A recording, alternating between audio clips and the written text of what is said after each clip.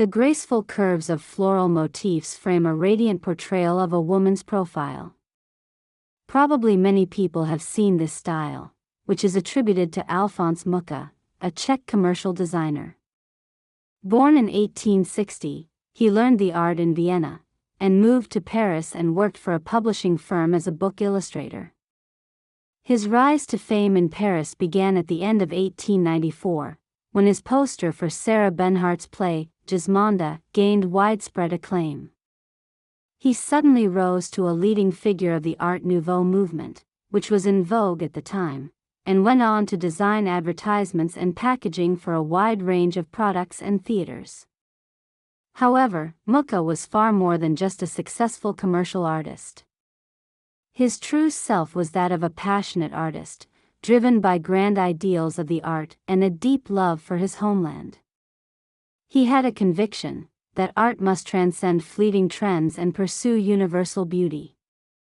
Although Art Nouveau lost its momentum after 1900, his works have been repeatedly rediscovered and re-evaluated, and his popularity remains even today. Also, later in his life, he left the city where he had found success, and devoted himself to artistic endeavors for his homeland and his people. How did he gain success in what kind of historical context? What was his ambition as an artist? What did art mean to Mucha? Mucha's success cannot be discussed without referencing the technological context of his time.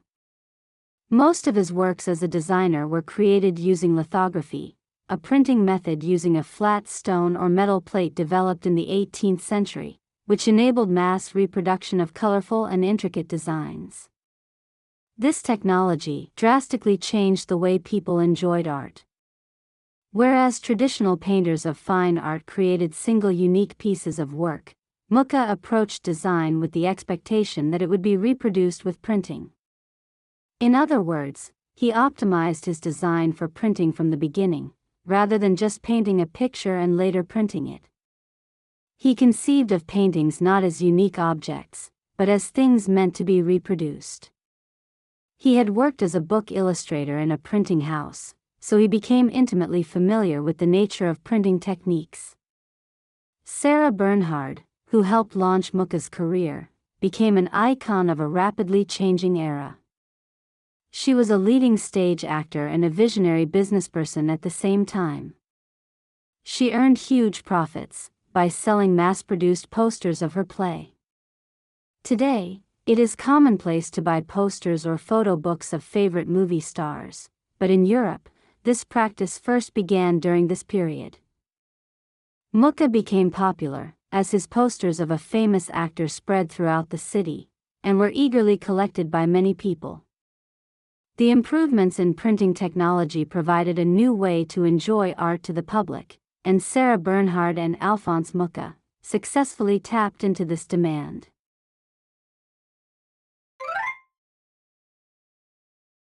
Alfons Mucha is a representative artist of the Art Nouveau movement. Art Nouveau, which means new art in French, refers to an artistic style that emerged in Europe from the late 19th to the early 20th century. The vision of this movement was democratization of art. Previously, art was exclusively for aristocrats, but Art Nouveau sought to make it accessible to the public, and incorporate it into their daily lives. It is characterized by motifs from plants and flowers, frequent use of curved lines, and highly decorative nature.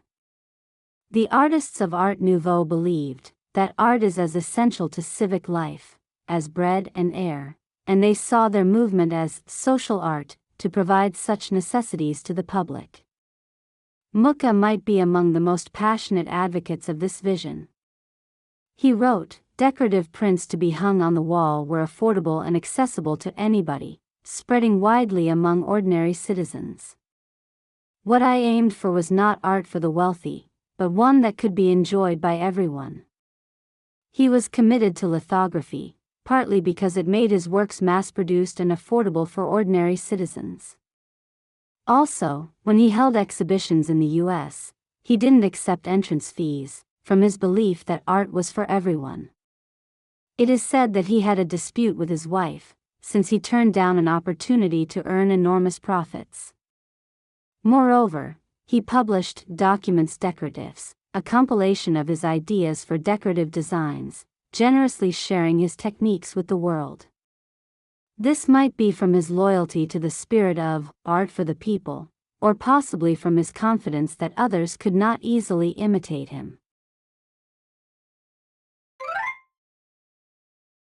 Muka has been particularly popular in Japan, perhaps because he was indirectly but profoundly influenced by Japanism. During the latter half of the 19th century, art communities in Europe were intrigued, captivated, and inspired by Japanese arts and crafts. Japanism exerted a profound influence on the artists of the Art Nouveau and Impressionism. At this time, European societies expanded into other parts of the world, in the tide of industrialization and imperialism. At the same time, they absorbed cultural elements from non-Western societies. This process created universal and cosmopolitan culture and art, free from distinctive European taste. Japanese art particularly left a significant influence in this trend. Muka himself wasn't devoted to Japanism, but the Art Nouveau movement drew some inspiration from Japanism, so Muka's works automatically show influence from the Japanese art to some extent, such as the use of natural motifs like flowers and plants, the presence of distinctive line work, and reproducibility as a print, which was supposedly influenced from ukiyo-e. Although Muka pursued an art that was timeless and not bound by fleeting trends, nobody can be unaffected by the context in which an artist happens to find themselves. Japanese artists, in turn, were also influenced by Muka. During the Meiji period, Muka's works were frequently imitated by designers in Japan, and even today, quite a few artists draw inspirations from Muka. In this way, culture evolves by circulating around the world, blending and influencing each other. Such mixtures of different cultures can be seen throughout history even before the modern era. For example, Hellenistic art influenced Buddhist art in India in 4th century BC, through the conquests of Alexander the Great, which eventually reached Japan in the 7th century via China and Korea. However, in the modern era, communication and transportation technologies have dramatically accelerated the flow of people, goods, and information, and so did the mingle of cultures. It was only within a couple of decades that graphic art experienced this mutual flow of influence, from Japan to the West, and back again. Muka symbolizes this accelerated cultural interplay in recent times.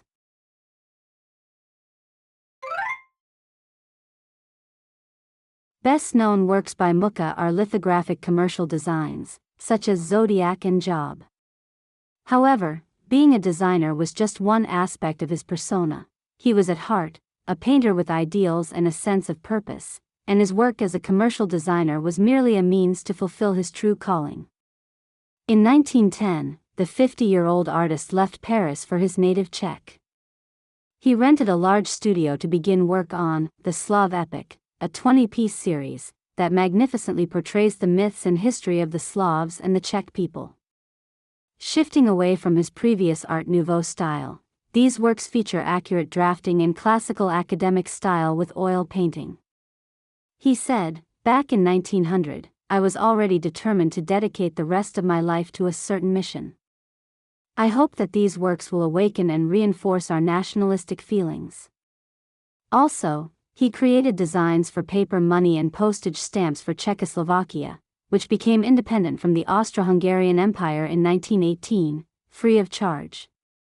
"Unless my work serves the interests of my nation, it does not count as work. Everything that I create should be nothing else but Czech." At this period of world history, people were driven by nationalistic sentiments. Working for the greater good often meant devoting oneself to his or her nation and race. Czech composers contemporary with Muka, such as Smetana and Dvorak, also expressed their love of their homeland in their music.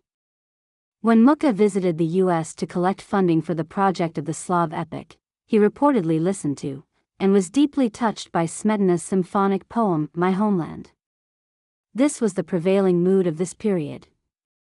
His job as a designer was a means to make his living, establish his fame, and get funding.